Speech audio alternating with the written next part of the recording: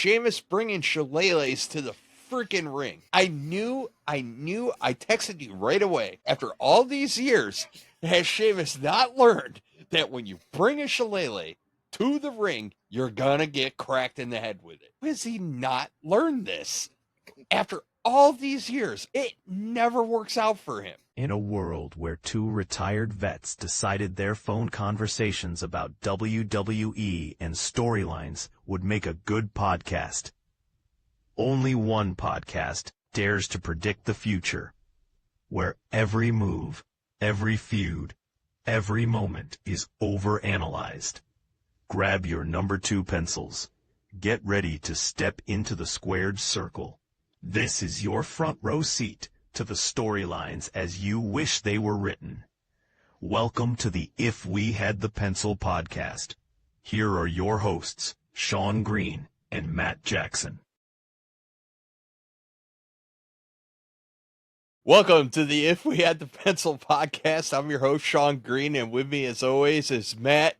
I have to wear cold weather clothes because it's getting chilly. Jackson, how are you, Matt? Good. It is chilly.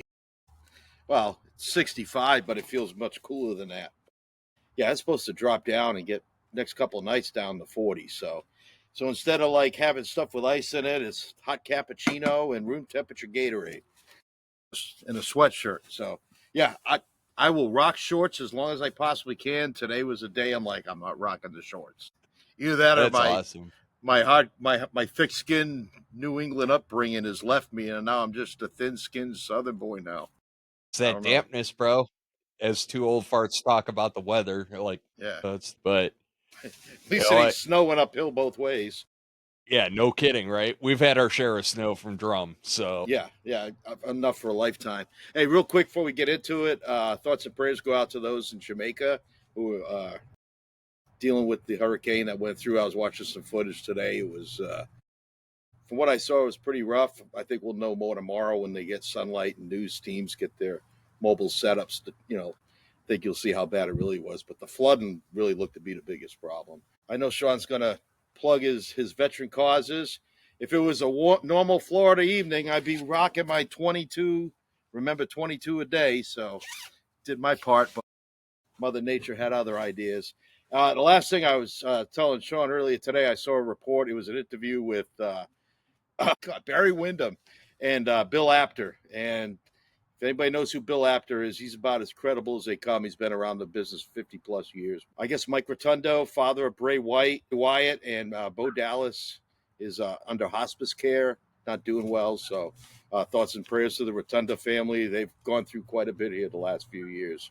So that's all I could think of too. I was like, man, they're going through some stuff. I tell you, and Rotunda's a legit tough wrestler. He was All-American in football and in wrestling, freestyle wrestling. He actually won the intercollegiate championship back in the mid to late 70s. So really was a legit amateur wrestler and quite an athlete. So, I mean, he's still with us, so we hope the best for him. But you got to give a guy credit who was an All-American that could put on a suit and tie and do 20 minutes in the ring under the old hot lights before they got these cooler, less heat conducting LEDs they got today. But yeah, back in the day, man, IRS was good worker too. Really good worker. I love that gimmick. First, I didn't like it, but he made it work. It grew on me. I couldn't stand the gimmick either, but I was like, you know who I really liked watching Rotundo with too was when he was in the Varsity Club with Rick Steiner and Dr. Death Steve Williams. That was a super good faction. That was, and I think was that Kevin Sullivan ran that, but I think Paul Heyman or Paulie Dangerously back in the day, I think he did a little bit of that. I think that's what ended up becoming part of the Dangerous Alliance or led into it. But it was around that same time. But that was cool because that was legit amateur guys that would just tie into pretzels, and it was a cool gimmick because they, again, like we always talk on this show, a gimmick or a storyline is only super good if it is based on reality. So yes. So again, well wishes to the Rotunda and Wyndham family. Yeah, for sure. And as Matt mentioned earlier, I'm not going to go into great detail. I will say there is some good news today. As of today, the the Operation Close Air Support, the numbers I heard, they're over $200,000 already raised. There's still like 2 weeks to go. It goes through Veterans Day. A lot of good charities out there, one of which is actually associated with Glenn Jacobs, who is actually, you wrestling fans would know him as Kane, but he's also the mayor of Knox County. His charity is part of this too. So by all means, go to willcommajority.com. It's right on the splash page, right on the top, Operation Close Air Support. You pick out a t-shirt, you pick the charity you want. You can spread evenly across all the charities, or you could let them pick for you. But it's great stuff. Next week, I'll actually deep dive in. I'll get like where the numbers are, so if folks want to like help it. But these are great charities. They're watching out for, Stop Soldier Suicide is a great one. They're taking care of homeless vets. They're taking care of vets with PTSD. Lots of great stuff. Once again, willcommajority.com. It's called Operation Close Air Support. Just keep in mind, man, it's that time of year. It's the holidays. It's usually the toughest time for vets right now. And for all you vets out there, do a buddy check on one of your buddies. All right, like make sure you're reaching out. Just say, hey, wanted to see how you're doing. Hit them up on social media, call them on the phone, text them, whatever it is. Just reach out to one of your battle buddies and just ask. So once again, Operation Close Air Support, feel free to give if you can. A lot of, like I said, they're all grassroots causes. All your donation goes directly to the charity. Nothing gets skimmed off the top. So you donate $25, it's $25 to that charity. And like I said, there's a lot of good ones. But I'll get off of that. But again, check on your veteran buddies out there. And let's move on to wrestling, man. It's been another good week.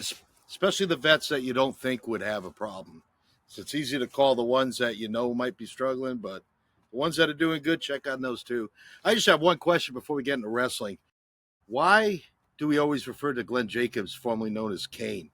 Like no love for Isaac Yankem, DDS? No, it's I'm what just is it? asking. I'm asking for a friend. It's like in Ace Ventura when he's like, I couldn't help but notice you referred to me as Quesuocha, which is the white devil. That is how they know you. Like, yes, he's Reference been, straight away. he's, like yes, he's had other personas, but none as profound as Kane. And I like, know. I just had to be silly early. I have to get it going. hey, he got the title as Kane also, so Yeah.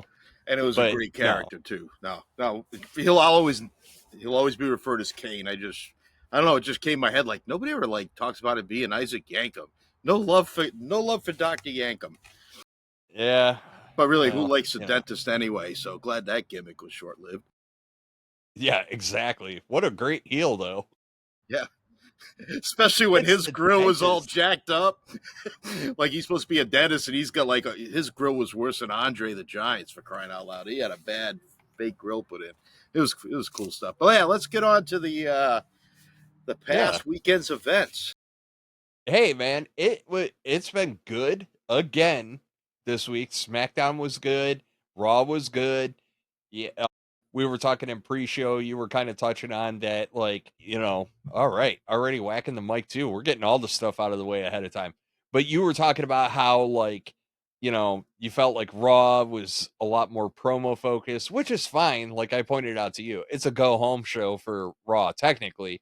I am kind of curious to see if we get a different vibes from Saturday night's main event coming up this Saturday, just because the previous ones, because they were on network TV, felt very vanilla, and I would like to see it be more what we're used to, not necessarily full on PLE caliber, but I would like to see it a little, a Special. little better than just, kind of like, oh, we're going to do a cage match and we're not going to use the cage, which Well, made no sense, but I do think there's an emphasis on the show, and we're going to do our picks at the end. You brought up Saturday night's main event, and I think it's the first show exclusively on Peacock. So I think they might have, like you said, left and right limits on what they can do. But just the fact that you got 4 title matches and those are the only matches predicted right now. I think that they're showing that they want to make this a little bit more important than it's been. That it's not just a kind of a nostalgia show, because I think they're moving away from that after they kind of really cut down the workload of Jesse Ventura after his fantastic play-by-play and the cage match that you were just mentioning. So I think they're going to try to make it not a PLE, but like just like a special show where it's just like, okay, nothing's going to happen. It's, they also have to ramp it up because I think Cena's doing the Saturday Night's Main Event as his final show. So I think they're trying to get excitement like, hey, Yeah, it's not just going to be a good show because of Cena. It's going to be a good show because we want this to be a thing where it's going to be a good show. Yeah, so, for sure. Well, we're hoping. I know you got your doubts because you texted me that last night. Because like it's Saturday Night Live main event card's looking good. Like, yeah, they fooled me before. Yeah. Every time I think that they suck me back in, damn it. But like speaking of Saturday night's main event, one of the matches is going to be Drew and Cody. Cody comes out, cuts a promo for SmackDown right out the gate, and then Drew interrupts him. And the best part about Drew interrupting was Drew basically saying, "Look, man, I did not do that to Jacob." And I'll be honest with you, storyline wise, I don't think it was Drew. I don't think so. And I don't even know if our theory that we talked about last week involving Logan Paul, I would really, really like whoever did that to Jacob to be totally unrelated. Like, it could be Paul, though. Paul and Jacob would actually be an intriguing match. So we'll see. But, I don't think it was Drew. So I will give Drew a pass on this. And still not feeling Cody, dude. Cody needs a feud. Cody needs and I think that they're just slow roll. We're kind of spinning our tires a little bit, waiting on that Randy. I think his opponent all throughout WrestleMania season is going to be Randy. We haven't seen Randy in a while. I just think it's going to be Orton, but you don't want to go into the holiday season and let it cool off a little bit. So no, that's I think after the new year, yeah, it's going to hit hot and heavy. I think the problem is with Cody, he hasn't had anybody that's made his life miserable. Like, really, like if you looked at like on Raw, I mean, even though Punk wasn't the world champ, I mean, this has been going on for a couple of years, but Seth just wants to make Punk's life miserable. So even when he did win the title at SummerSlam, Seth took it away from him. And then you're even seeing that now with like LA Knight, it's the same thing with him. His life is being made miserable. So like that makes the fans more invested in the character. Cody being great, which Cody's great, and his look, his charisma. I think at the end of the day, that only gets you so far. You have to have a good storyline to kind of magnify the talents that you have. Because I mean, nowhere do we ever say Cody's not good. Cody can cut he's not his father level on promos, but Cody's definitely an above average promo guy. Look wise, he has a great look. I don't like his choice in suits half the time, and then his in ring work is like he's world champion level. So I just think it's the writers got to find a way to like make Cody even as the champion, because it was really easy for us to get sympathetic to Cody, chasing his dream, finishing the story. Well, now he's the world champion, so now we're happy he's here, but like we need more. So we need another reason to really like get behind Cody, because Cody needs to go through hard times. I know that promo by Dusty, but it's true. Like someone's going to make Cody's life miserable. The last person that really did, other than The Rock and Cena, was Kevin Owens. Like made Cena's life miserable, and they had a great feud, and like it amped up Cody's character. The thing with Cena and The Rock, kind of, the same thing, especially the beatdown. But it just, they need to find somebody that just makes Cody's life miserable. And I think they're trying to do it with Drew, because, Drew put him out for a couple of weeks and, back and forth. So I would like to see this Drew Cody thing go on for 2 or 3 months, I think Drew Cody is going to go on until it's time for Randy, to be honest with you. So I don't think this ends now. And I don't want to get ahead of myself, but no. I think Drew's been doing great work. Drew's heel work for like over a year now has been phenomenal. So like Drew probably it's time, in my opinion, but we'll get into it. All right, so after that, we get Tamatanga and JC Mateo against Ray Phoenix and Shinsuke Nakamura. It was okay. It was good. I don't know. I have a hard time getting excited for MFT. I will admit the face paint's kind of growing on me a little bit more. I wish they would explain it. You know what I mean? Like, this is why we're painting our faces now kind of deal. But I I don't know. I feel like this one, it's like when you're in, grade school, early on, and you get that one little seed and you got to put it in the dirt, and you got to keep on watering it and let it grow a little bit. And it's like taking its sweet ass time growing. And then all of a sudden you come in one day and it's like, poof, it's a plant, and I feel like that's the MFT right now, right? Like it's just, okay, we put the seed in the dirt and you know, it's just, come on, let's go. Well, I need a little bit more. I thought Mateo and Tonga worked well together. I was really impressed with Mateo because Mateo's not the fastest guy, but I could see him really working to keep up. Like he was throwing his body around a little bit more. Ray Phoenix is just amazing anyway. Not enough Love that guy superlatives so about that. much. And I like him together with Shinsuke. It's like a really interesting team. So I think that's something they could look at, if not a full time team, at least, you know, as needed to have them team up. But they were fun together. I mean, and it was nip and tuck, but it was, it was a B match. I would give it a B.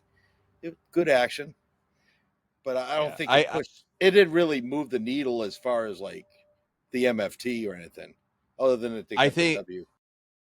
I think that the U.S. title picture is about to get crowded. To be honest with you, in a good way. And Mm-hmm. but I think we'll get into it. But what Dragunov just looks phenomenal. So after that, we get Tiffany Stratton and Kiana James. And I'm gonna say this about Stratton, just like I said about Cody. She's stuck in the mud right now. Like she really is. The big takeaway from this though was Jade turning heel. Like that was the big one. Jade comes out, makes the save with Julia against Julia and James, and then she just beats the ever loving crap out of Tiffany Stratton, and like especially with her cut and everything else, it's just like, bro, okay, let's do this. Yeah, And I think I liked how Jade, she looked too. Like she was just in like street clothes or workout. It came in there, and I guess she's not. I wonder if that's going to be a permanent thing where she wears a little slash above her eye, above her scar or something, because she had makeup on it, or it was either that or it was medicine. But it looked like she painted a red stripe above where her scar was. But she looked I don't know. she looked I'm a more guy. about. I don't Yeah, pay I am attention. too, but I try to notice everything because I'm always about the Easter eggs because like right before this match, they were Chelsea was having a thing with Julia in the back, and there was Nikki Cross just pacing back and forth until she disappears. So, yeah, I just tend to try to look at everything, but man, I like this new look and attitude with Jade. I think this might be what she needs because I don't think she feels comfortable playing the goody She goody baby was face. no, she was always meant to be a heel, in my opinion. It's just everybody was so excited that she came back, and her. If you look at the way her character is, even her finisher when she's like arched back during the pin and everything else, that's real heelish. And like, I think it's just she was so popular when she came into WWE that they had to keep her a face, and I think that kind of lent to like putting her in tag divisions and stuff like that. And now, you know, she got cut open, so now we can kind of build off of that, right? Like I'm It'll good be with it. I think she's going to be a great heel. yeah, So, and also it sets up for down the line for her and Bianca Belair to have a feud. If Bianca ever I was comes thinking back, that too. man, this is like Cowboy Bob Orr in like Iron Mike shop, like injury length with freaking Belair. Like for her finger, she's been out what, like 9 months because of a broken Was digit. it her finger? I think it was I don't know. some finger or I hand, don't but even man, want I thought I she. don't even want to pontificate on that because Well, I I thought don't she know was the exact. because she came back and refed, and I'm like, oh, that's usually a sign that they're ready to be cleared, but I guess she still hasn't been cleared, or they're just letting all this play out before they bring her back at a big show. So we'll see. She might be I good to think go. they They are. might just be holding her. I think they are keeping some bullets in the chamber right now, and they're not. Look, they got 4 title matches, 2 hours. That's 30 minutes per, plus 6 million build up, and Lord only knows how long it'll take people to get to the ring. So, 45 like, minutes of commercials.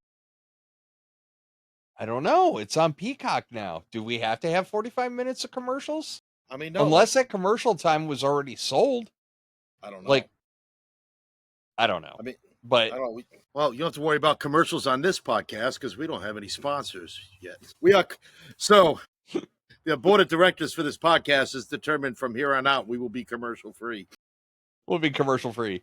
Just like the Xfinity race next week in the last stage. It's our gift to you, folks. No commercials. We're getting into the All holiday right. season, the season of giving. So, yeah, we give you commercial free. All right. So after that, we find out Dragunov's going to keep the open challenge going, which is kind of cool.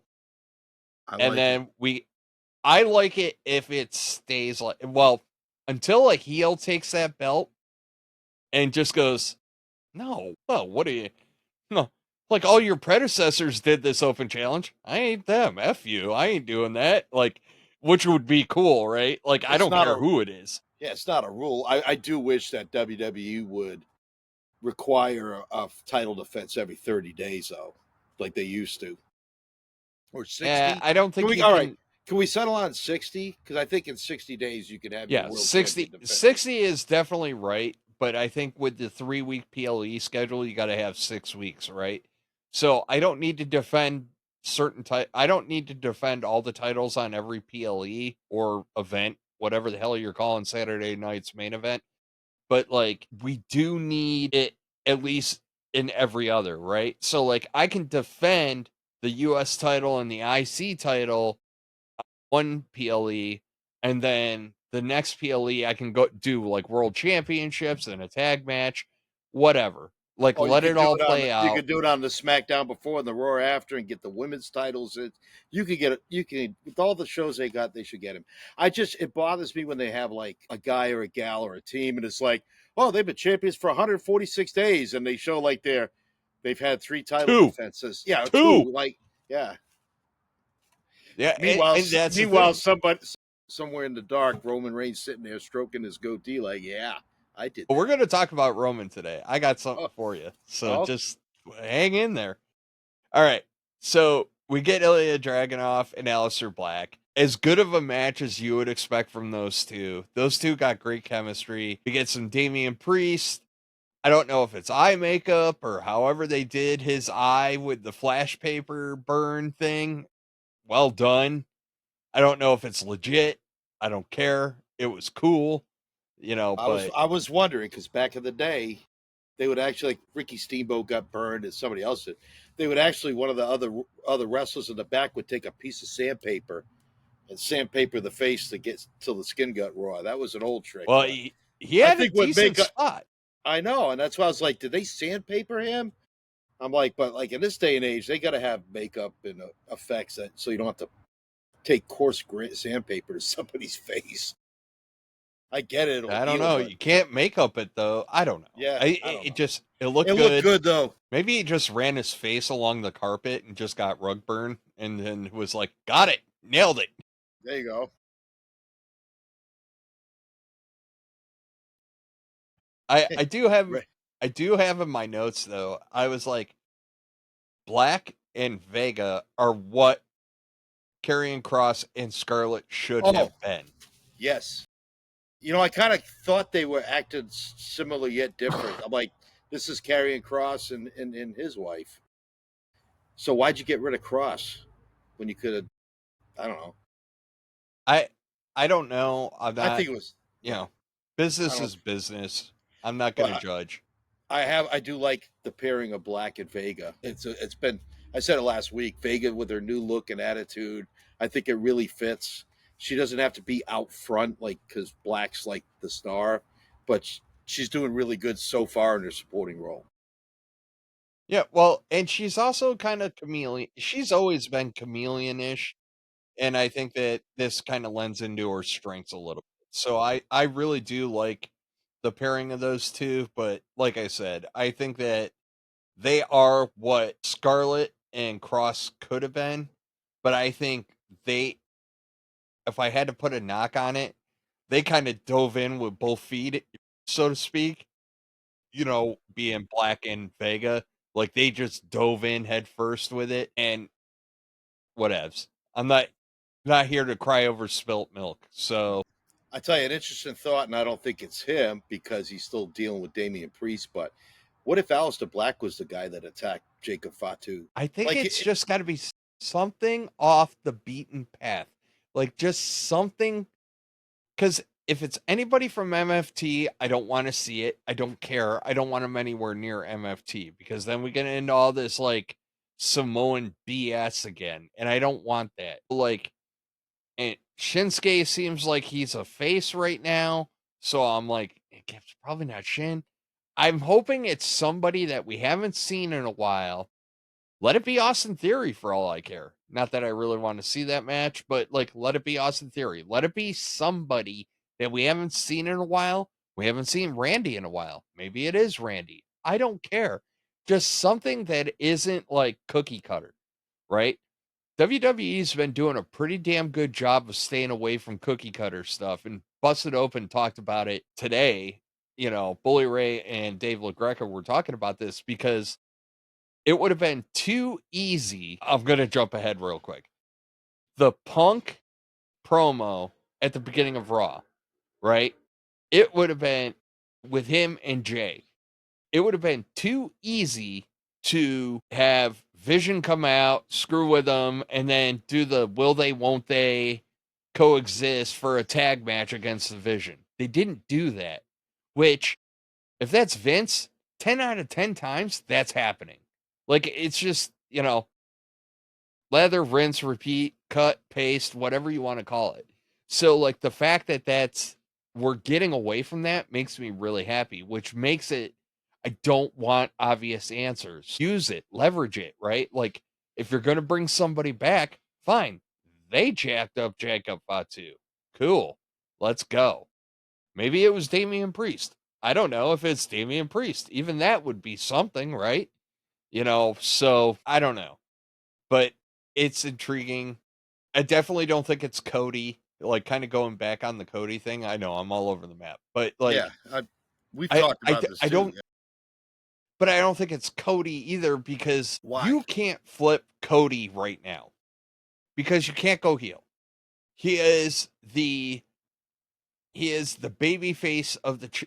What about the children, Matt? What about the children? I mean, we've That's seen all all them. Cody is about. We've seen all those You Make know, a Wish kids cry for Cena. So do we want to right? do that twice But in a year? No. no, no. And where do you go with that? Right?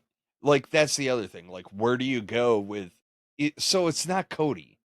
And like, can I do without, like, it is interesting that Drew mentioned corporate Cody when he was talking. I was like, nice. I gave him his props on that one because I was like, nice.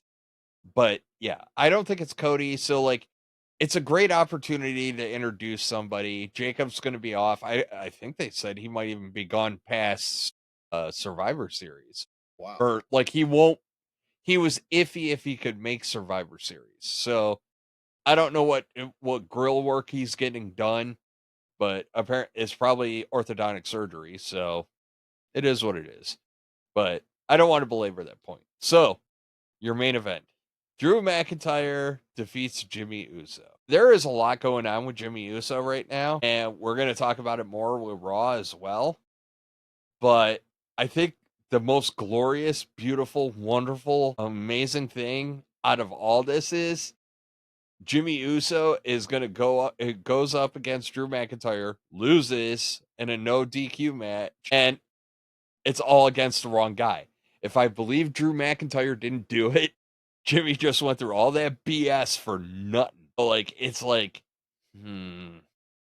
okay, that's the beauty of it, because when the reveal happens, it's going to be that much better, in my opinion. So No, I agree, and the match was fun. They were. I don't have a lot of notes on it, but I put that they both showed up and they were slinging some chair shots around. They weren't holding back on the chairs, and I like that. If you're gonna whack somebody with a chair, whack them with a damn chair. Don't wimp out on it. Make it a good one. I mean, they can't do headshots, so no one's getting concussions. no, no, it's all good. Well, unless you don't catch the chair right, or you ricochet it off of somebody and Bonk you cut yourself in the yourself. head. Yeah. Yeah. Yeah. Don't want to mention names, Jey Uso. Yeah. Well, this is going to be a Uso heavy week, so like that's just how the show's played out. But You're feeling Usi. no. Okay. Anyways, Just checking. Usiverse is off. Nah, I'm not feeling Usi because I don't think their story right now is that good vibration kind of crap. There's a lot of tension there. The one thing I am happy about, I don't have Sami Zayn talking about it. Right? Like, I don't need Peacekeeper Sami Zayn showing up going, Yeah.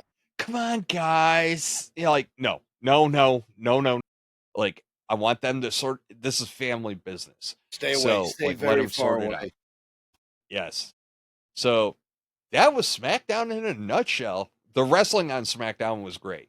It was. But there was also a lot of storytelling being told, and I look forward to this Friday to see how SmackDown's going to go. So, I got nothing else on SmackDown. You got anything, Matt? No, because it kind of, the way Raw starts out, it's basically a continuation almost of SmackDown. It's I almost like, like the continuity. I like it. And I so do think, though, 34 minutes for an opening segment, like, kind of long. well, all right. So you get 10 minutes of yeeting it up. Yeah. And then They were in a yeeting mood in California last night. Yeah. yeah, they were definitely eating it up. And then you got to get the encore, which leads me to CM Punk. First off, CM Punk, he's another one. He ain't doing it for me, Matt. He I just did think kind of came out and just yap. I do And think then it was funny, though, when he stole Jay's stuff and had him play his music one more time. And I don't, because that's not the first time he's done I this know, crap. people And call it cheap heat. it's not cheap heat though. He's a face. There is no question in my mind that right now CM Punk is Well, I a mean, face. cheap heat. Everybody loves him. He's using cheap tactics to get try and get He inside doesn't of need, Jay's head. I know, and he but shouldn't if for you're his. the best in the world, you don't need to do that. And like him coming out and doing I don't want this to become a trend. That's Jay's thing. Let Jay keep it. Well, I Like, laughed because he was kind of half-assing it. Like he was just kind of like, yeah, whatever, roll it again. Like he wasn't getting all into it. He was just kind of like half-assed to do it. Even like when he did the 4 letters, one word, and he's like punk. Like he didn't like really emphasize. I think he was just, man, he was just talking crap. That's all he was doing. He was just I playing know, by. but But man, it was. he just went on and on and on and on and on and on. And I'm like, bro, wrap it up. He had Like, some it's good like points. Chappelle Show, the wrap it up button. Like, let's go. Like he made a couple of good points in there, but he just talked about it forever. And then they hand the mic like to Jay, and Jay's like, "You dog," or something. Like he says like the two most generic things, and then like, "Come on, Jay, promo time!" Like, come on, let's start the engine, spray a little. Let's He spray a did a little great. starter. He did exactly what Jay did exactly Once what he he got needed going, to he do. kept it short, right? But he started off. I was like, "Oh, he's gonna flub it," and then he kind of he kept it short and sweet and to the point, and I'm like, Punk would have sounded a lot better if he was about 5 to 7 minutes shorter on the mic and just got to his I points agree. rather than pontificating, over and over on.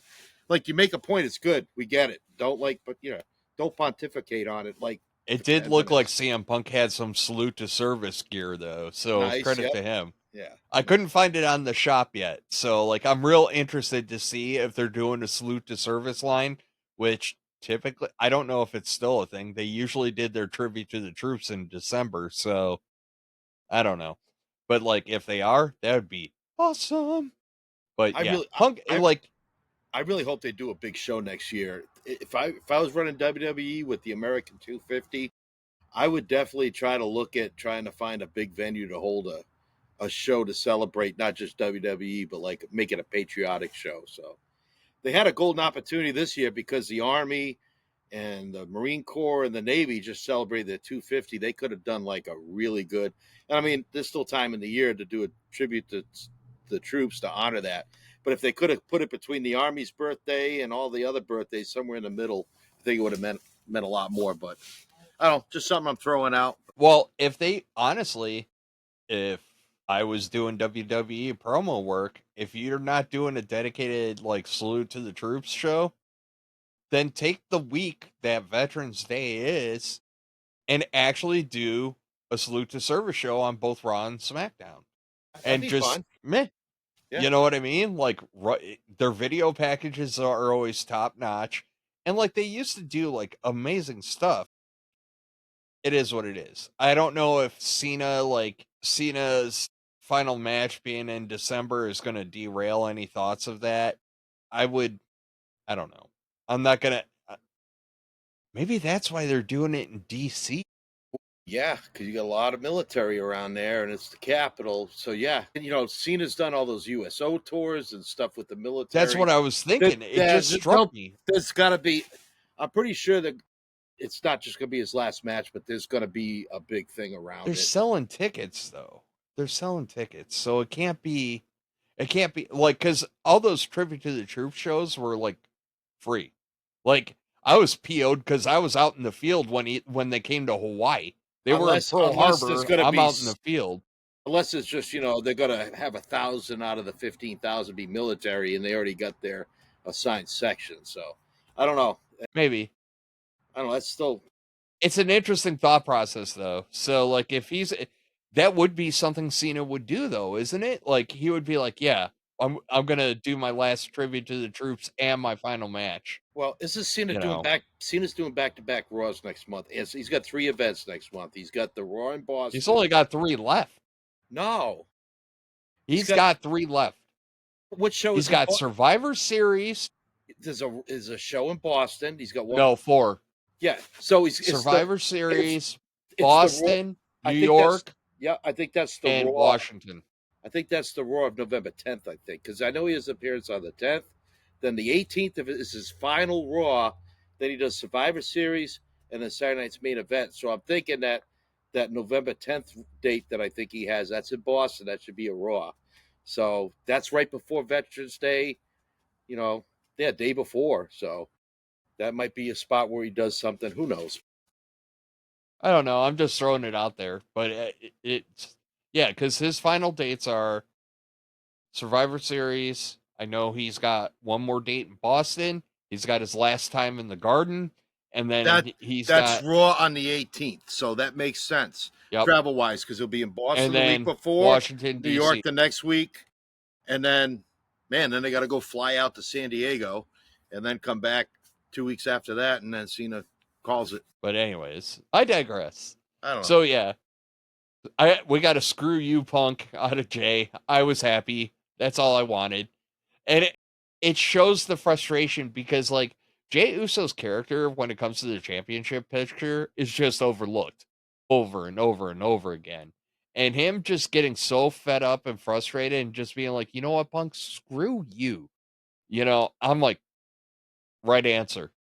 Like, he should be frustrated. He's being disrespected. Everybody else that's ever like won a championship, gets glommed on, right? Like Braun Strowman, who's won it like twice or 3 times, anytime he was wrestling, they made it a point to tell you. You know what I mean? Like, Yeah, it's a good response. That'd be like if you really wanted something, and I'm like, well, I want it too, so I'm just going to take it from you. You'd be like, screw you, Matt. You ain't doing it. So again, it's realistic. So that was a good part. I like, but it went way too long. I'm sorry. oh my God, yes, it did. Can I see And wrestling then, before we hit the bottom of the hour? I mean, one match in the first match ended. It was like what 53 minutes into the show before like the Penta Rusev match ended. I was like, good night.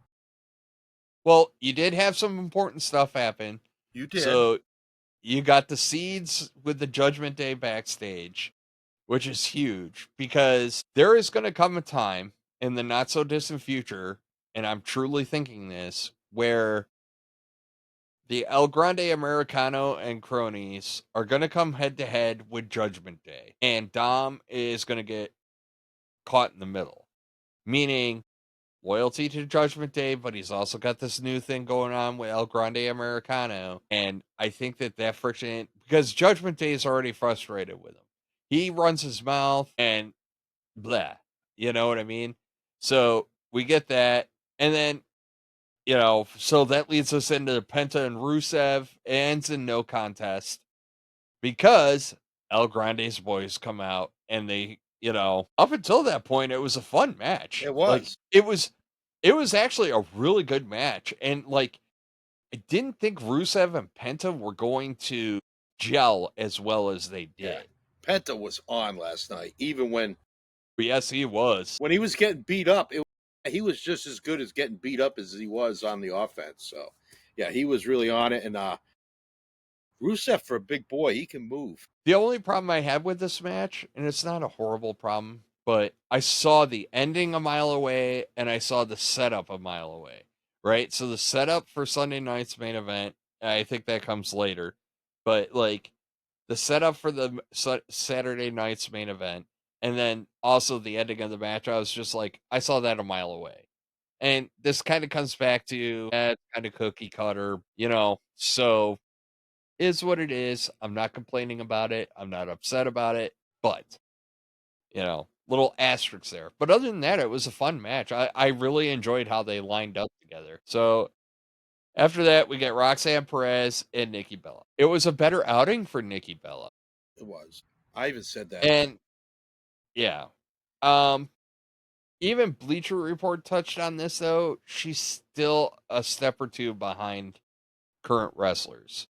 So I don't know if because like most of your top notches, and especially the young kids right now, make it look so effortless and seamless, right? Like I see Nikki Bella right now, like going step by step in the match. Yeah.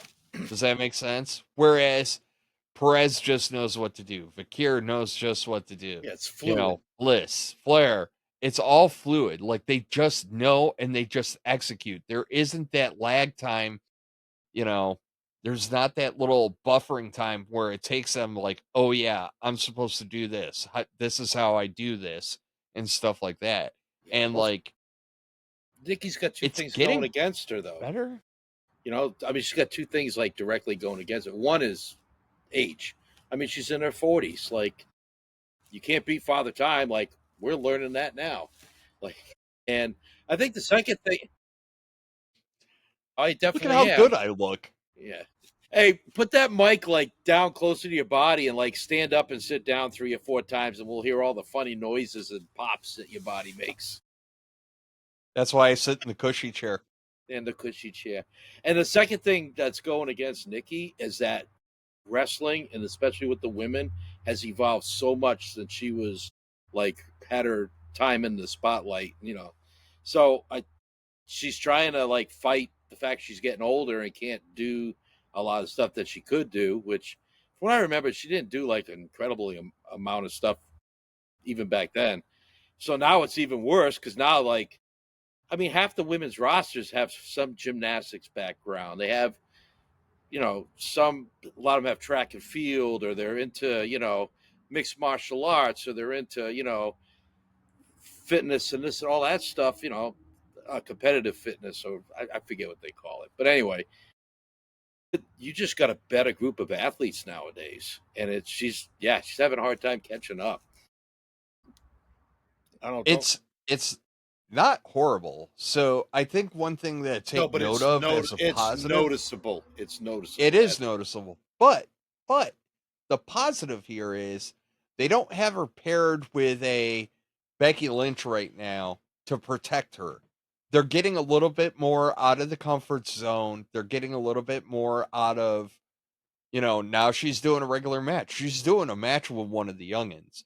Like, we all know this is leading to probably a tag match between Roxanne Perez, Raquel, Nikki Bella, and Stephanie Vakir. What's even better about that is if it's Sean doing it, I'd turn Nikki heel. That'd be great. I'd have her cold cock the crap out of freaking Fakir. It's kind of what Jade did to freaking Tiffany Stratton, man.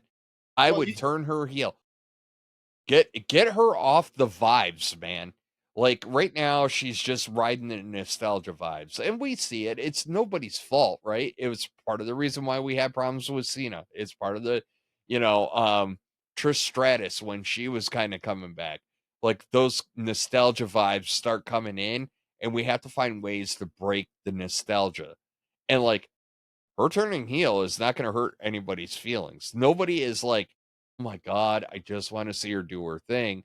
They're like, "Okay, cool. You're back. Yay. I like seeing you back." Screw it. Turn her heel. Like let her just go and let her be a heel. Let's see her be just nasty. And like in doing so, it opens up the playbook for her.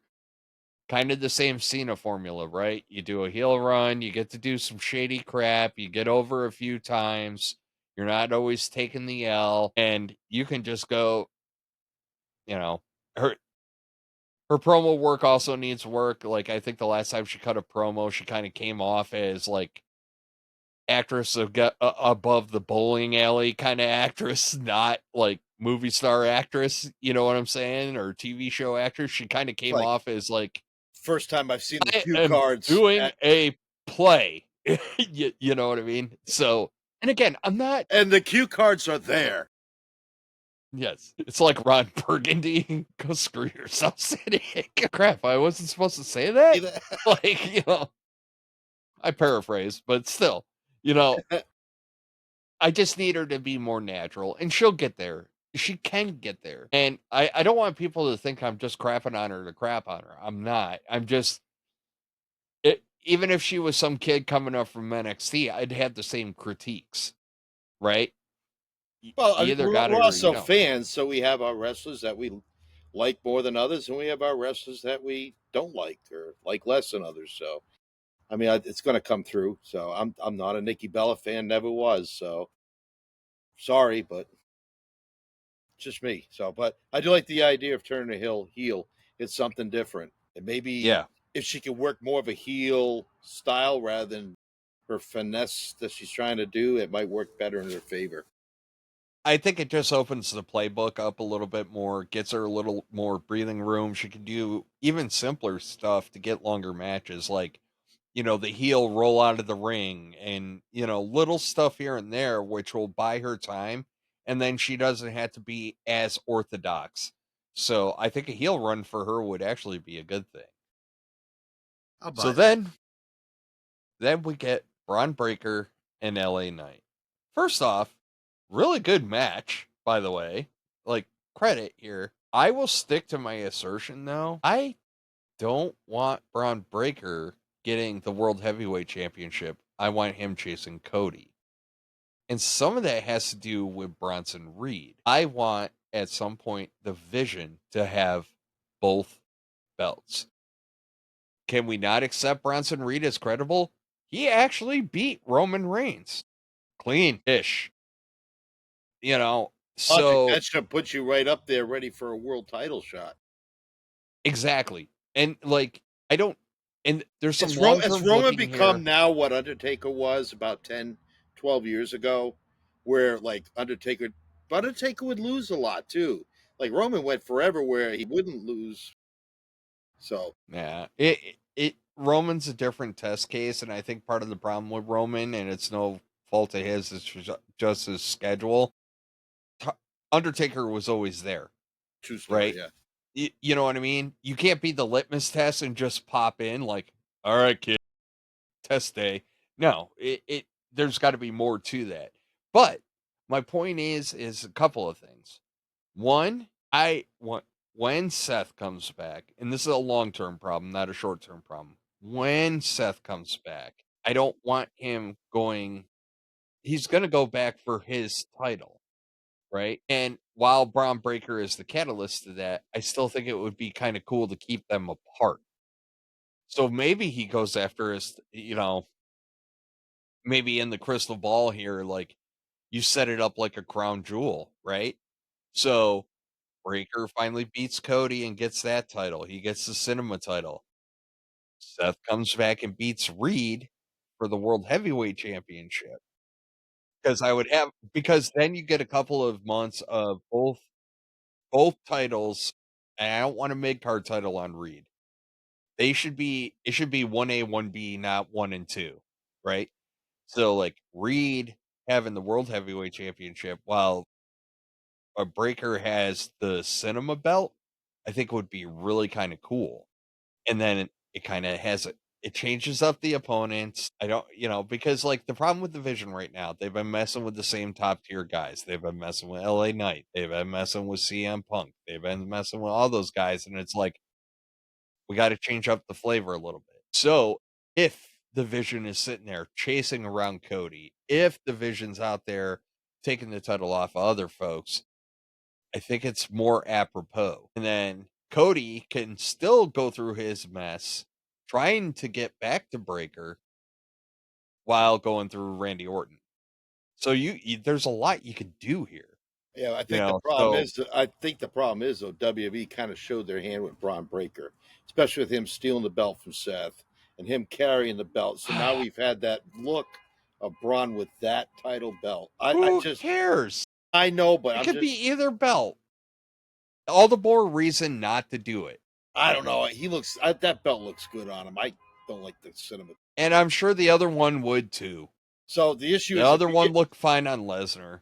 yeah. So, But if you put the world titles on both of them, you got to give it to Braun first. Otherwise, it would not be a good look for Braun if Bronson gets it first. Because all this hype on Braun being the future. that's easy though. That's easy. Because the swerve is Breaker getting number one contendership, but he's not going for that belt. He's going for Cody's belt.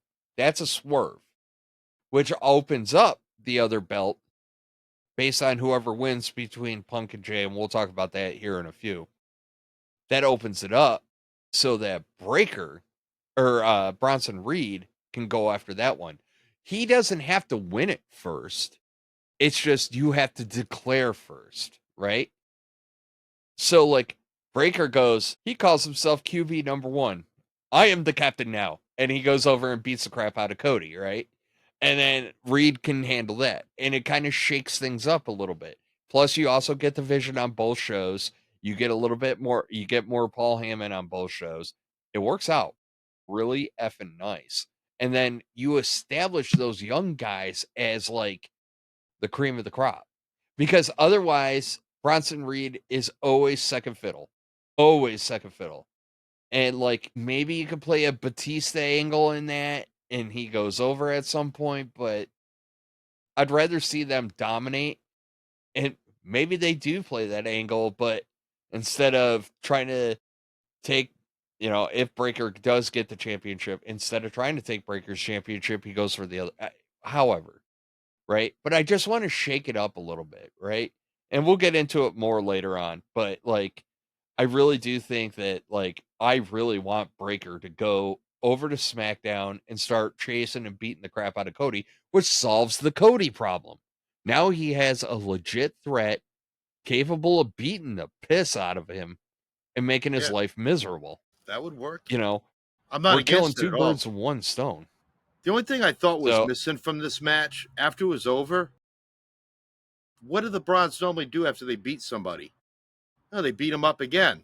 We didn't get that last night. I was a little surprised. Unless that's a Heyman directive thing. Bingo. And it's a Heyman thing. Heyman is real and efficient, right? So like they were kind of talking about it like in their opening like backstage segment where they're talking to Heyman and he's like, why didn't we just go beat their asses? And Heyman's like, already on Pierce's shit list. Let's chill. Like, you got to play the game. Just listen to me. Trust me on this. You'll get yours. Just play the game with me. So I think right now we see Paul Heyman asserting his, I don't know if dominance is the right word, but like asserting his guidance. His experience, like his life experience in the business. He's drawn like, he should know after 40 some years, like, hey, sometimes you got to butter their bread. It's not about us buttering ours, But like you said, we ticked off Adam Pearce. We got to butter his bread. We got to behave. We got to do the right things because this isn't the only time it's happened. I've seen it for years. So I think it's more that Yes. guider, mentor type of leader that I think Paul is going to be, which he's still slimy, but I think what would really make this effective with two young guys like that, he needs to have like that mentorship hat on. For us Army dudes, that OC hat, you know. Hey, what you're doing is good, but you might want to look at doing it this way. It'll What work I'm better. hearing is, Yeah, so what I'm hearing is, a wow, bunch of it is, bullshit is what you hear. it's so funny. Like, today has been OC day. Yeah. Like, it's so funny. So, like, we were cracking jokes in the office today talking about NTC. And it's funny you say that because, like, one guy we make fun of him because he wanted to go for stuff in Hawaii. And we're like, in the majors, like, look, man, I'll give you all the time you want in Barstow. It was just, so then we started talking like OC stuff. Barstow. NTC, brah. Irwin. Yeah. Yeah. So, like, but like, it's crazy. OTC stuff keeps on coming up today. Who would volunteer to go? And no, OTC to Matt and I for everyone is not original tribal chief. It's observer, OCT is observer coach trainer. Coach and trainer. So, yes, we're not talking OTC, we're talking OCT. So, like, I may have said it backwards just because I'm brain fried. But we're down anyways, with OTC. Yeah, you know me. Yeah, okay. We're going to cut that out. Negatory, sir. It stays in, or I'm calling my union rep. Hey, so we get JD, McDonough, and Sheamus. Love that But dude. even before that, though, we get Adam Pearce calling Dom out on his bull. And basically, like, credit to Dom. Credit to Dom because he sold it great, right? He's like, well, it looks like they got an Americano Grande problem. I don't know. They're going to be busy with that stuff for a while. And they're not going to have time to go up against me. And Pierce is like, you think I'm stupid? I know damn well what you did. And so that's why it's a three-way now. And which goes back to my earlier point, which is I saw it getting set up as a triple threat like so far away. There was no ambiguity. I already know what's going to happen Saturday night, but we'll talk about that when we do our picks. But then we also, after this match, we also get Judgment Day basically going back and like, we want a rematch.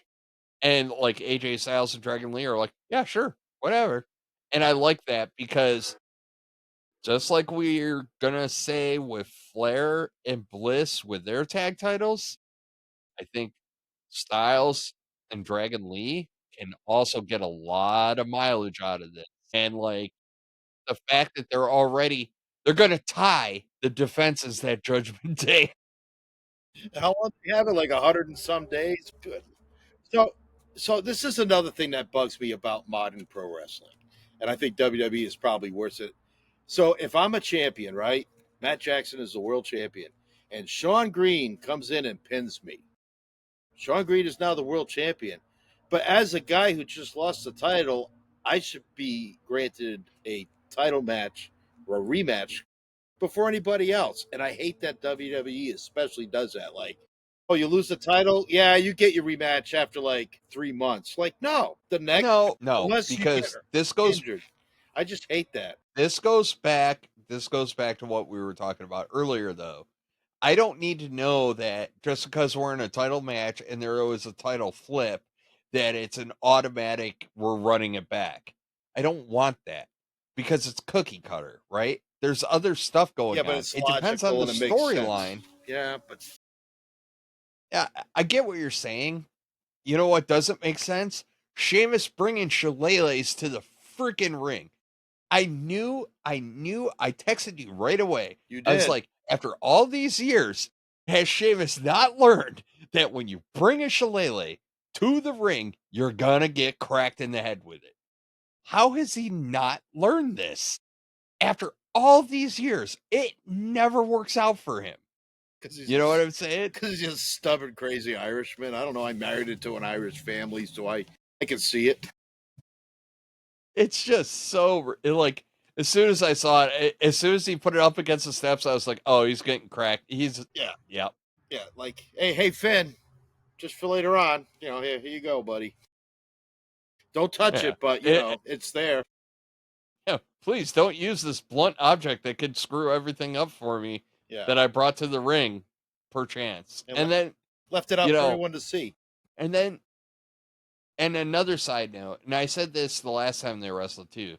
JD McDonough is so effing good, dude. Yeah, I love watching him wrestle. And I don't know what you do with that, but he is so effing good. I could watch him wrestle all day, man. He sells over the top. He freaking hits his moves. He's just so good. Props to the Klingon, man. yeah, he's a pleasure to watch. I've talked about JD on the show before, but he's phenomenal. I like him in the tag team, but I don't want him to become a single unless they're going to really push him. Like, I just don't want him to be like, we're going to make you a single, and you're just going to get another guy that's going to get. He'll be on now and again, but overall, you're going to get kind of lost in the shuffle on the mid card level. And I think I don't know if JD's a world champion guy, but man, his in ring work Mid card. mid card. But I think he's the type that would be worthy of a world title shot, but maybe not a reign.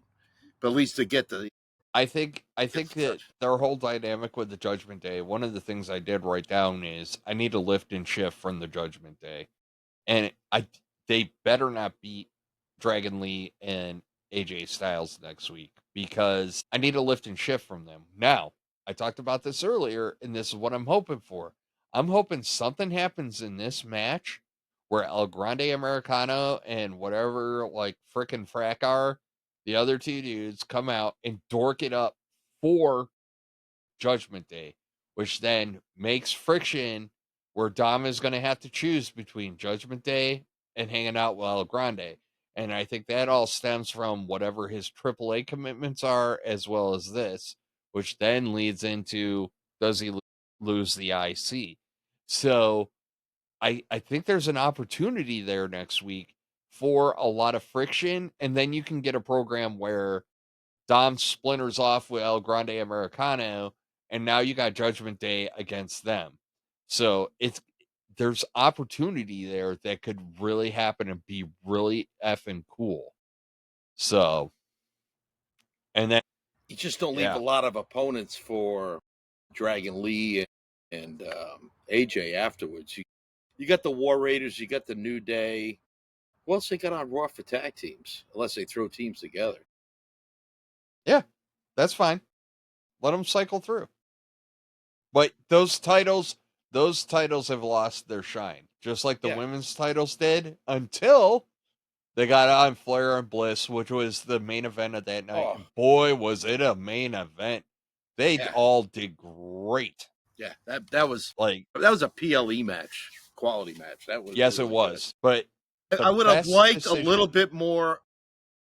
I really wish that they would have talked a little bit more about the history with Bailey, Bliss, and Flair, because there's a lot of history between those three, especially even like Flair and Bailey. Like, they should have touched on that, they didn't. But uh, yeah, I Lyra don't think you Bailey. want to talk about that story right now because, yes, there's intertangles there, but you also got Lyra there.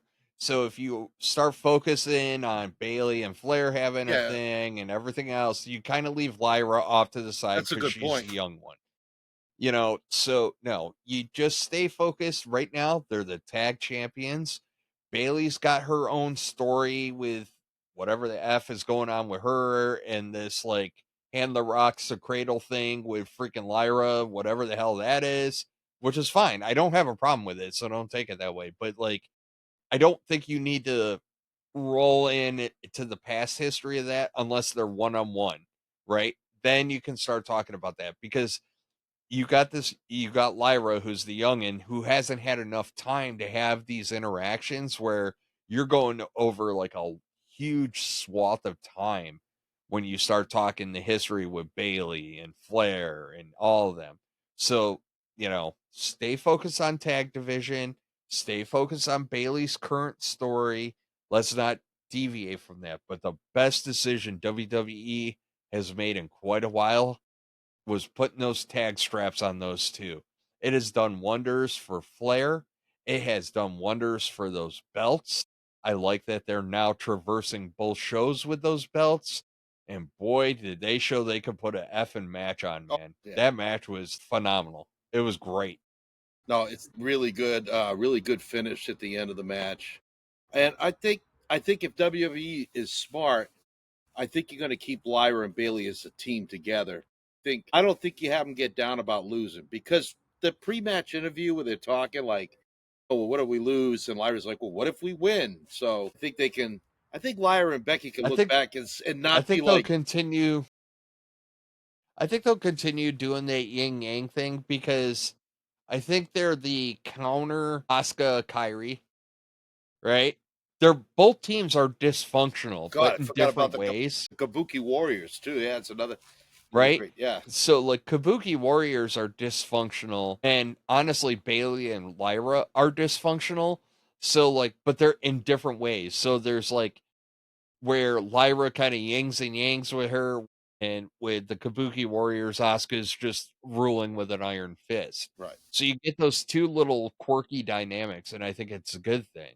So by all means, I don't mind them being around each other, but I think it's one gets out of pocket, the other reels the one in, the other one gets out of pocket, they reel this one in, and I think they can kind of yin yang off of it. And like I said, man, like those straps on Flair and Bliss, awesome. Their interactions with each other, even like backstage or doing their aisle walk, splitting their music, they're just like it's little Stealing things they do. coffee. Yeah, stealing coffee. Charlotte's always got her arm out blocking Alexa when she comes out, and she does the playful swat. But it's just they like. I think that they're both having a lot of fun with this run and the shows. Like their work has been phenomenal, and I tell you, I think wait a couple of months or so down the line, I think you can run this Bliss and Flair and Becky and Lyra back. I think this was a good test run to see how this match would go. So with the storyline with Lyra and Bailey, and I'm sure the Kabuki Warriors and all these teams involved, these four are going to be back in the ring, and I think it'll be more substantial when they do it again. I So agree. yeah, I agree.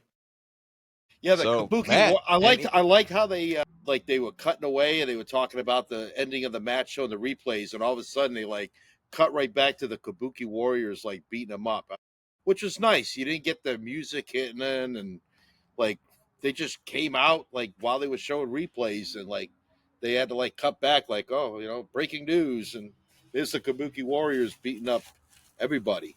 So I like how they ended that out. That was a nice little touch there in the production truck. yeah. So anything else on Raw No, it was for it was you? solid, enjoyable show. Yeah. So let's get into it. Predictions time. Ooh. So Saturday, as of this moment, so if any matches are added or whatever, as of this moment, we're tracking 4 matches for Saturday night's main event. So we'll start off with this goody. Penta, Dominic Mysterio, and Rusev. Who you got, Matt? Dominic's going to retain because the Los Americanos are going to get involved in this triple threat, and somehow Dom's going to sneak one, whether he puts a hammer in his boot or whatever. But I think Dom wins Saturday night. So just to be contrarian, because every now and again I got to swing for the fences. I'm going to take Rusev here, but there's a couple of things. So I have Rusev, but my gut says Dom. So I'm going to be honest. I'll take Rusev though. And then on top of that, I agree with you that El Grande Americano and Frickin' Frack are going to get involved in this, but I don't know their names. I I know, don't I love care. it. That's it. Thing That's what one, we're, thing two. even when we know their names, they're going to be frickin' frack on this podcast until the end of time. Okay, cool. Or Pete Dunne and So whoever the other guy. just like I was talking about earlier with that match coming up where Grande and Frickin' Frack can screw things up, this is another opportunity for them to kind of dork things up. In this case, it would be to benefit Dom, but I'm expecting some friction between both groups, meaning Judgment Day and El Grande Americano or Sure. Nacho Libre or whatever the hell their group is called, right? So I I'm taking Rusev because I still had this pipe dream of running back Rusev Sheamus one more time and Sheamus going over and getting his Grand Slam. So, like, kind of closing the loop, get his IC title finally and going over. So, that's my hope, but my gut says Dom, but Yeah. I'm going to take Rusev. And I think Dom's going to actually pin Penta, which opens the door for Rusev and Dom to run it back one more time, maybe in a stipulation match or something like that. Probably like a whatever city they're in street fight, you know, the Albuquerque street fight or whatever. And then I think Rusev takes it there. Like, it has to be something where Rusev can cheat too and get away with it. So it'll be some stiff match. But I think if Penta eats the pin, Dominic by shenanigans pins Penta, it leaves it open for Rusev saying, like, the only time Dom's beat me, he had to put a hammer in his boots, whatever. Still think it leaves it open for Penta to get another. Not for Penta, for Rusev. All these one word names of wrestlers, like, look, they need to make them longer. But anyway, I mean, Penta and Rusev are basically the same they guy. are. They look exactly the same. They rhyme and everything. No, it's just old and dumb. Anyway, One guy wears a mask, the other guy wears shorts. I mean, I got you, man. Yeah. I get confused all the time. twins. When they were going, I didn't know who was who. Welcome to the Matt makes a fool of himself and Sean picks on him for an hour. All right. Tiffany Stratton, Jade Cargill. Who you got? Jade Cargill's going to take the title, I think. I do too. Which is why Dom is not losing, because we're going to have 2 title changes, because you got the world title. I got many more to come. Okay, you sir. So just ride the wave, buddy. Not only do I think Jade wins, I like to see it where Jade wins like dominantly, like in like 5 minutes. Like, no, because you got to let Stratton climb the ladder again, and if she gets like crushed, you kind of totally discredited her whole run, and it's like you could do it in a way where Jade's just like comes in and Tiffany's not ready for like the new Jade, and Jade just annihilates. Bro, can we do bum ass Tiffany? That would be great. Like, well, she lost that crown jewel. Now she loses to Jade and loses her title, and like now she starts showing up to the ring, her hair all disheveled. She comes out instead of wearing all the like, instead of wearing like all the. Instead of coming out like wearing all her like Barbie-ish clothes, she's coming out in like sweatpants and the overly baggy sweatshirt.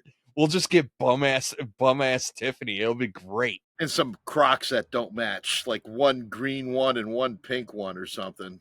Just disheveled, like. What would they call her? You got somebody like following up with her, like, girl, you got to get your shit together, man. Like, and she's just like, it's all going downhill. I lost twice in 1 year. Like, you know, just, oh my God, it would be beautiful. I'm going to be living off ramen and Vienna sausages here soon. That girl ain't eating it. Doesn't know what ramen is. No. But, all right. I was going to go Uso Punk, but I think there's a lot to talk about with Uso Punk, so I'm going to skip over that and come back to it.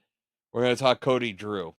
I think, go ahead, man. I'm going to let you go first because I got a few things to say. For this one, I think this becomes like either someone gets DQ'd to count it out or something, or a double or a no contest. I think something happens because I don't think Cody going over Drew helps Drew, and it doesn't help Cody, especially if you want this to go on. So I think it's going to be a wonky finish. So it'll be an inconclusive finish. So I'm going to go either like one of them wins by count out or disqualification, or it's a double count out. I think if you're going to go that route, it's Cody getting himself DQ'd intentionally. Because that carries on the storyline, because he did it the other day when he cracked Drew with the belt. But I'm going to go through my notes. Doesn't that sound kind of familiar? Did somebody else this year used to use the world title to get himself like a victory or DQ'd? Some guy named Cena. Like to grab the belt and hit people. Yeah. Okay. Except Drew's, yeah. So I got in my notes, like Stratton, Cody is stuck in the mud. He needs a story worth a damn. So there's that. I honestly believe Drew going over actually helps them both. Here's why. One, It's about damn time Drew goes over. I'm tired of him being a bridesmaid all the time too. But Because like he has done great effing work and he has never, ever, ever, ever gotten that time in front of an audience when he was carrying freaking WWE on his back through the pandemic. I really, really need him. It doesn't have to be super long. I need him to freaking just go over and like get some time with the belt. do you do it on a Saturday night's main event? Yes. And here's why. Because it's easier to do it on a Saturday night's main event for Drew because he's just going to be a transitional dude. He's going to lose in a couple of months. So I'm not having Drew go on an epic run. I'm just letting him get through the holidays and give Drew the belt and give him the time he deserves. He can go out, be unsufferable. You know, I took down the corporate champion, blah, blah, blah. You know, stuff like that. I'm going with Drew because it's wishful thinking. My head says Cody, but I think Cody could use a little bit of a chase too. Like even if you flip-flopped it at back at Survivor Series and ran it back, like that's fine. It does depend on is Saturday night's main event going to be an actual good thing or if it's going to be vanilla. And then it's not going to hurt to have Cody slip on a banana peel, especially if like a Logan Paul gets involved, right? And then like I even got it in my notes. You run it back at Survivor Series. Drew gets a couple of weeks with the belt. He gets some time in front of an audience to be appreciated. You know, I don't think it's a bad thing for either of them. Cody chases a little bit. He gets the whine on the microphone. You know, yeah, you had to have your boy come out and help you. Whatever. I don't care. But I really kind of want to see Drew go over here. And it'll be a nice little internal reset switch for Cody. And it's not going to hurt Cody. Cody can stay face. And yeah, just run with it. So. I want Drew to get the title again, too. I just don't know if it's going to be this And Saturday. here's why this match can't end in DQ. Because now let's talk about Punk and Jay. Punk and Jay is going to end in DQ or a DNF. In my opinion. My gut says that match does not go to fruition. However, I have a scenario that says somebody goes over. So, Matt, in a perfect world, let's say somebody's got to go over. Who do you got going over? Jey Uso. Same. Why? Because we spent years on the fact that CM Punk will never have the world title. And just because Seth is injured should not make that go away. That still needs to be an important part of the story when Seth comes back. Jay is another guy that could be a transitional champion for a couple of months as they build it up. He had like the IC for like a week. Yeah. I'm exaggerating, but what do you have the world title for? Like 60 some days? Was it 50 or 60 some days? So you know what? You give Jay a second title run. That means a lot because now he's a multi-time champion. He wasn't just a one-time. Now you can say he's two-time world champion. Punk's won it what, 2 or 3 times or more? I don't know. It doesn't matter. But you're not going to have Punk win it on Saturday night's main event. Period. Plus, End of story. There's an untold story between Jay and Bron Breakker. There's an untold story between, unfinished story with him and LA Knight. They still got unfinished business. And I think that Jay would be a better catalyst for LA Knight to have his first world title shot against Matt. I am going to blow your mind. So my pencil was sharp on this one today, but was my pen dull and out of ink? No, you're on the right path, and your reasoning is the same as mine, right? I think that no, you don't rush to put a strap on Punk because I think that makes it messy. And I also know damn for sure you don't put a strap on Punk on a Saturday night's main event. Survivor Series, maybe. You're not doing it there. So unless you're setting up a 3-way with Breakker, who's the number 1 contender, and Jay and CM Punk for Survivor Series, which I really don't want to see. If you're doing that, fine. But you do not.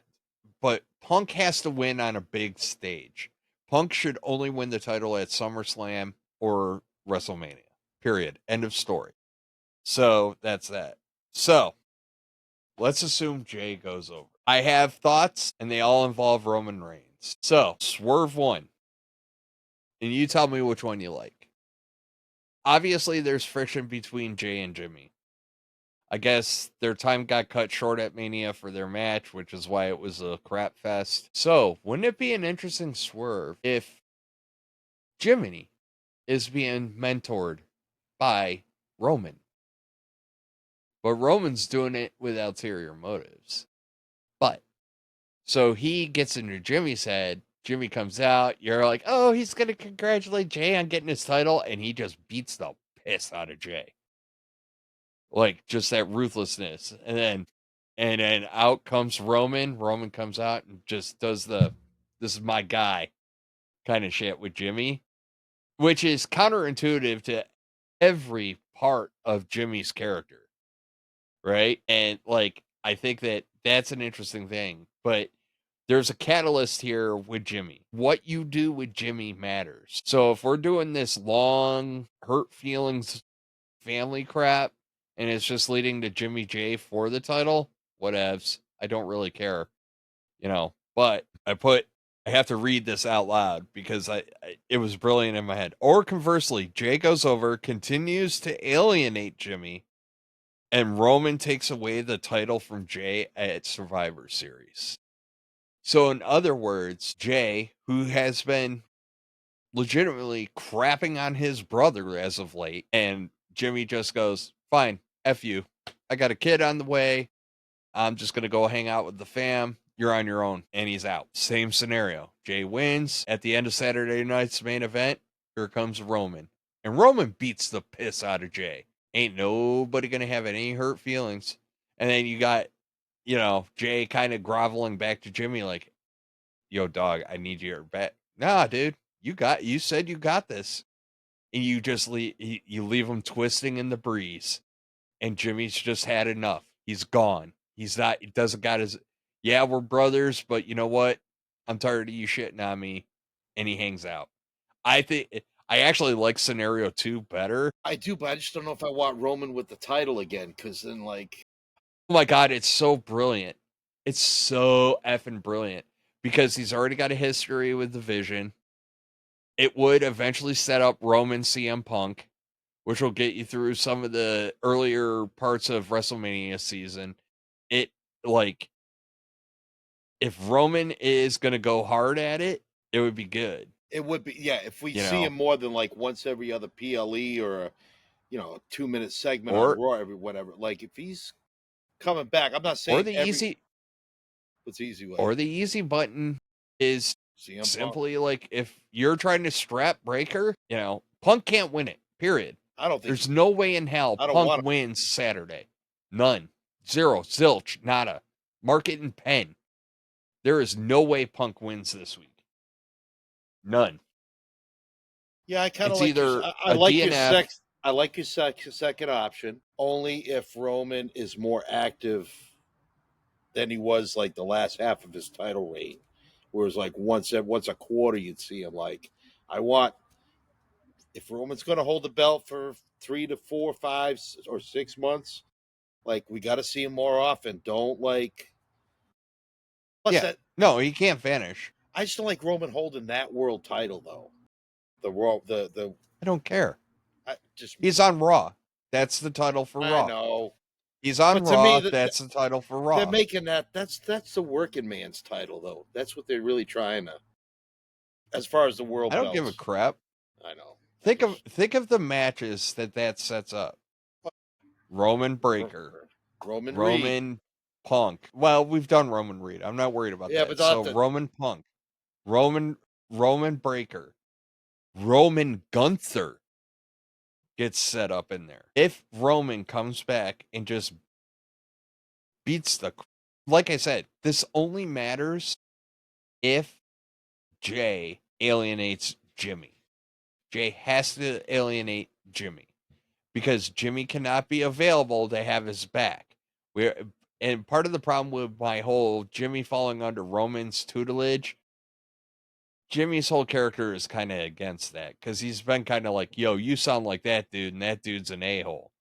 You know what I mean? So, like, I didn't like option one, but in terms of a swerve, be one hell of a swerve now, wouldn't it? You know what I mean? So Or do you just have Jimmy I don't beat know. Punk straight up? Or, well, no, because you're not going to turn. You got to find a way to really cement that Jay is not turning heel. Because you and I talk about it. He's not turning heel. He can't go heel. He's going to dip his toe in the water a little bit. He might slide his foot over the line here and there into the heelish zone, but he's not going to be like full blown heel. No, Not when he's still like eating no. for 8 minutes on a Raw episode, holding babies and all that stuff. Yeah, you're not gonna. They'd be stupid to do anything to compromise that. So no, it's the yeet sticking around. No. So That's what it makes him more sympathetic. I've held to it, and I still say it. Roman's a heel. Period. Roman's not a face. now, Just because he gets a pop doesn't mean he's a face. So, yeah, I don't know. It's just or call Roman me nuts, call me crazy, but yeah. could it be possible that Jimmy just turns anyway without Roman being involved? Jimmy just. I think it adds gravitas if he turns because Roman's involved. Well, yeah. Because I think in this whole storyline, it's Roman's the little devil on the shoulder. Jimmy's been kind of the angel on the shoulder thing. Yeah, so it's gonna be tied in. It's gonna be tied into the three of them. So I agree. It's not full blown like love, Bianca, Naomi, Jade love triangle crap. Yeah. But it is, Roman's over here like you got to look out for number one while he hunts for Candy in a dress. But that's totally separate. If you find it on Instagram, folks, go find it. That shit was hilarious. And you got Jimmy over here like going like, no, dog, you can't be like him. You got to be you.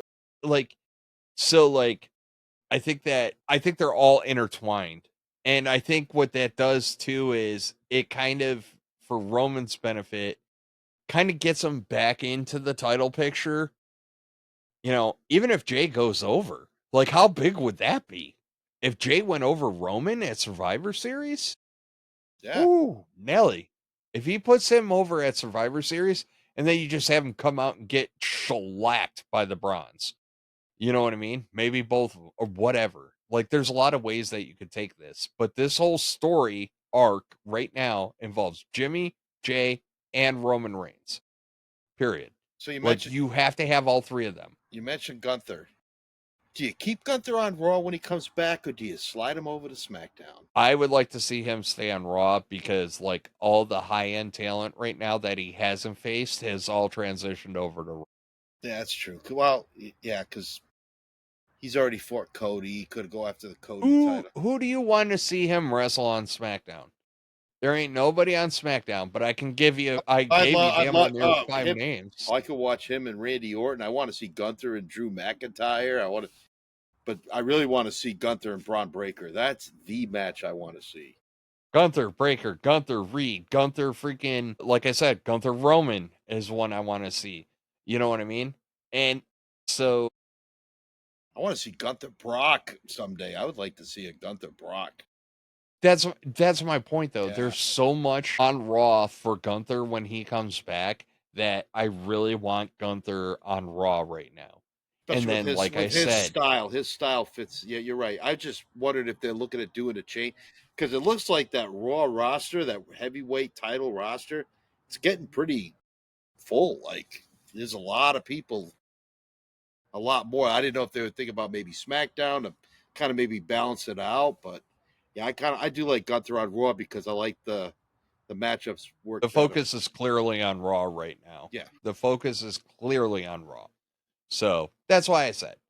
So, but Matt, we got through. Predictions made. We got Saturday night's main event coming up this weekend. We got another SmackDown Go Home show before that.